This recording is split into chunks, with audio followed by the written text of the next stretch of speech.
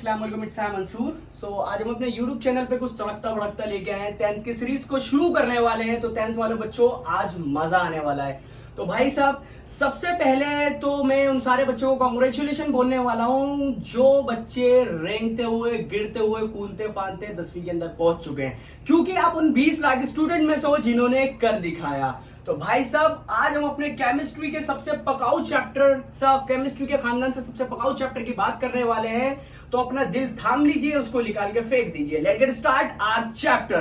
तो चैप्टर का नाम है केमिकल रिएक्शन एंड इक्वेशन। तो इसको बताने से पहले मैं आपको कुछ बेसिक चीजें बता देता हूं। इसकी बेसिक चीजों को हम थोड़ा सा जान लेते हैं। तो केमिस्ट्री के अंदर भाई साहब होता क्या है, केमिस्ट्री के अंदर केमिस्ट्री के अंदर जो है वो केमिस्ट्री से या तो मैंने बहुत ज्यादा प्यार करने वाले बच्चे देखे या उसको बाप भाई की गाली देने वाले बच्चे देखे। बीच के बच्चे बहुत कम होते हैं। तो केमिस्ट्री हमारा जो है, हमारा यही टारगेट है कि आप केमिस्ट्री से प्यार करने लगे। तो केमिस्ट्री के इस चैप्टर को करने से पहले आशा करता हूं कि आपको जो है वो 9th क्लास की कुछ चीजें याद होंगी।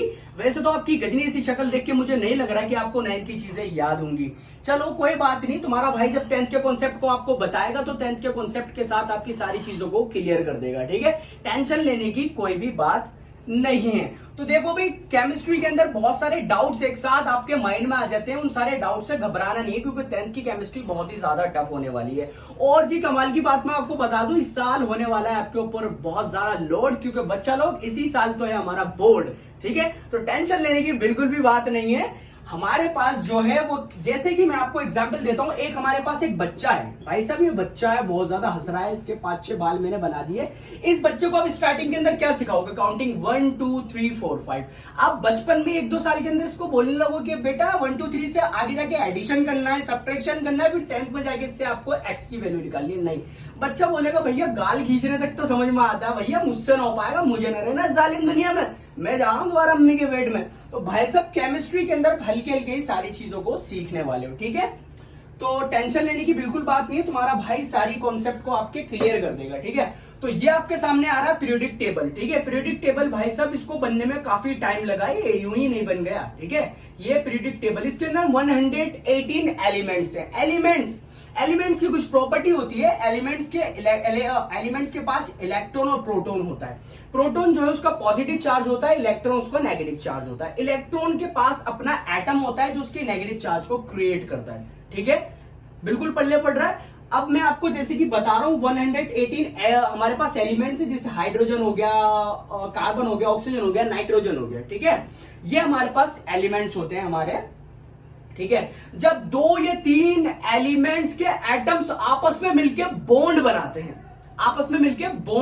समझ लो, जब 2 या 3 एलिमेंट्स के एटम्स आपस में मिलकर बॉन्ड बनाते हैं तो हमारा कंपाउंड बनता है। समझ लो, कंपाउंड बन जाता है हमारा कंपाउंड। ठीक है, कंपाउंड, जैसे कि मैं आपको एग्जांपल लेता हूं, यहां पर कंपाउंड के एग्जांपल वाटर हो गया और अमोनिया हो गया। वाटर का एग्जांपल लेता हूं, जब हाइड्रोजन के 2 एटम और ऑक्सीजन का 1 एटम आपस में मिलकर बॉन्ड बनाते हैं तो हमारा एक फॉर्मूला बन जाता है वाटर का। ठीक है, अब ये मॉलिक्यूल्स क्या है?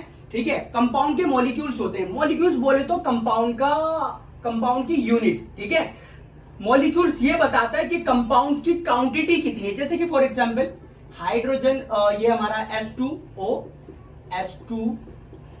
ये मैंने वाटर के 4 फॉर्मूले लिख दिए, मतलब ये हमारे 4 मॉलिक्यूल्स हो गए। तो ये बता रहे हैं कि कंपाउंड्स के 4 यूनिट है हमारे। ठीक है, तो क्लियर हो गया आपका, आपको मॉलिक्यूल्स भी पता लग गया और आपको कंपाउंड्स भी पता लग गया। ठीक है, ये क्या होता है। तो मैं आपको दूसरा एग्जांपल देता हूं कंपाउंड का, अमोनिया। अमोनिया के अंदर क्या होता है? नाइट्रोजन, NH3, इसका फॉर्मूला होता है NH3, मतलब नाइट्रोजन का 1 और हाइड्रोजन के 3 एटम जब आपस में मिलकर बॉन्ड बनाते हैं तो हमारा एक फॉर्मूला तैयार होता है हमारा अमोनिया का। ठीक है, क्लियर है आपके सामने बात? बिल्कुल कॉन्सेप्ट आपका क्लियर हो जाना चाहिए। ठीक है, कंफ्यूज नहीं होना बच्चा लोग, मैं एक चीज को आपका क्लियर कर दूंगा। अब हम बात करते हैं अपने आगे सबसे काम की बात पे। अभी तक तो 9th की बात थी भाई साहब, इजी लग रहा होगा। अब शुरू होती है 10th। What is chemical reaction? Chemical reaction की डेफिनेशन आपके सामने, मैं आपको सिंपल डेफिनेशन बताता हूं क्या है।